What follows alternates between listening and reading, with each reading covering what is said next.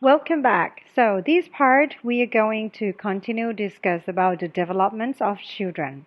And I have touched into the concept of human gait as I was study about how our pelvic move and how we are actually walking. So we basically are creatures that were born to walk, right?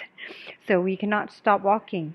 Anyway, to understand the concept of human gait, it helps you look at the children in front of you and kind of having this ideas of how their bodies might carry imbalance in which sides of the bodies. So, human gait anatomy, we lastly look at the portions of the bodies, and as we grow, we develop our muscle mass and our balance systems and our abilities to move here and there or the mobilities of our bodies. For human gaits, there are parts or phase when we walk, which is separated into two phases. The first phase is called stance phase, and another one is the swing phase. So in stance phase, it's like we are having the initial contact of our feet on the surface of the floor that we are stepping on, and then we start having this loading response, and then when it's come into the mid stance, it's like when our both feet is starting to taking turn into the opposite side or another side. If you were walking on the right foot, just like in the pictures, our mid stance is when the left feet is start to taking over the movement. And then terminal stance is when the heels of the left part start touching the floor, and then we are lifting off our heels. So it's complete the stance phase. First double single limb distance and second doubles supports are kind of relating to this phase. It means that we have one part of our limbs supporting the weights that we are taking off, and then we will have the second limb supporting the movement. During the swing phase is when you start swinging or taking the action faster, or you start swinging the movements and creates the mobilities of the walking state. By looking at human gaits, I have found this cute videos that I would like to show you as well, just to take a look for some of you who doesn't have children, to kind of understand how children have developed their gait systems. So these videos is the development of gait in very young children by Ernest Johnson, MD. When both feet are on the ground at the same time, double stance occurs. During running, of course, there is no period of double stance. In our study, the mean age of achieving independent locomotion is 12 and a half months. This child, an early ambulator, has been walking for 1.5 months. Uneven step length is apparent. This is a frequent characterization of beginning ambulation. Also, the arms are held in external rotation and abduction at the shoulder for balance. Floor contact is made with the foot flat. Occasionally, the foot plantar flexes during the swing phase. The hips and knees are flexed excessively during swing. The knees are hyperextended or locked throughout the stance phase. A wide base is another characteristic of the beginning walker. That is the distance between the ankles exceeds. So you can see that this small child he starts already, he's walking. So in a normal child, they start walking about 1 years old. Some of them may start earlier and some of them may start a little bit later. When they start walking, it seems that their balance is still like not mature.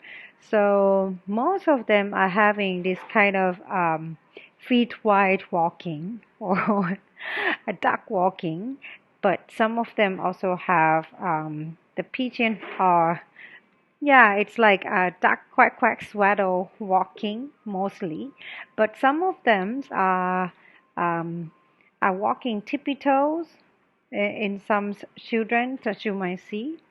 So when we look at these babies walking, you could imagine how our movements are coordinate. So let's see if we are supporting by someone that helps lifting up our girdle all the times. We probably leaning forward and try to use the front part of our body to maintain the balance.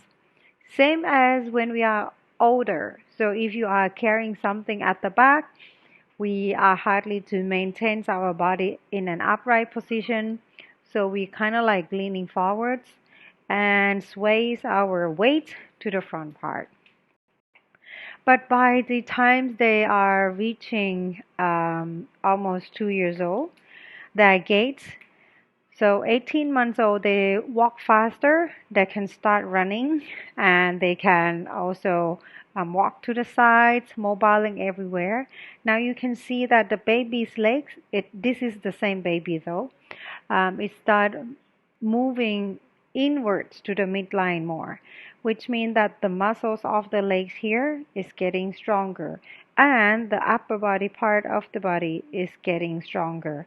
However, this is our normal ways of walking. Can you see how the hips and the upper body girdles are related? So when we walk, we are not a robotics types that walks like you are carrying box like that. So when you walk, your hip is slightly rotate, smoothly rotate to the left and to the right. And your legs are also maintaining or creating an arrow or directions towards the place that you are going. By the time a child reach to about 2 years old, they would already develop quite a firm or normal gait of human gait already. So you see this one here, he's running very happily and he's walking very straight. So that's the video that I would invite you to take a look at if you have time. However, in some cases, these are the problems of the body structures that parents are concerned, the pigeons or the duck. You might have seen some kids that walking like a pigeons or they bring their toes inwards like this, like a pigeons hanging or standing on a log. And in some cases, you might have seen a child walking like a duck or separated feet, but the knees is pointing inward. So in our normal positions, when the legs is slightly parallel, we call this normal. And in some cases that you feel the legs is slightly bending or create quite a curved side towards the outer part of the body, we call this position bow legs. And the knees inwards position is called knock knees. So bow legs are one of the most common phenomena that we see in young children. Babies are born with bow legs, so as the movie that I just showed you, you have seen the baby walking like swaddly walk and sway to the left and right because they are trying to maintains the balance of the midlines, and the bones, the joints and the tendons are still soft, and the muscles mass are still not really formed yet. So they don't really have a strong um, limbs to carry the whole body weight in walking. So they are walking like bow legs positions. When they start to walk, the legs usually straightening. So the opposite of bow legs is the inwards knee or the knock knee scenarios. For knock knee case, um, sometimes you might have seen kids who like to sit in the W positions or bringing their knee in and just put the buttocks in between two sides of their feet. That could create greater problems of knock knees positions as well. So by the time they reach about 3 years old, you should have seen the kids start having a normal gait. However, some still needs more time to develop the human gait. But by the age of 8 years old or about third grade, your children should already have developed adult gait in walking. And parents also, please don't worry about the shapes of the legs unless it creates some pains or it start having problems related to other developments. Yes. Once again, let's talk in details about in-toeing and out-toeing, or the pigeons and the duck toes. So these pictures demonstrate how the toes is like swaddling in as they walk. It's just like you walk and swaddle your toes inwards. In toeing of a child's feet, as when he's walking, his toes pointing forward, it could result from the femoral anteversions or twisting of the thigh bone and also the twisting of the shin bone.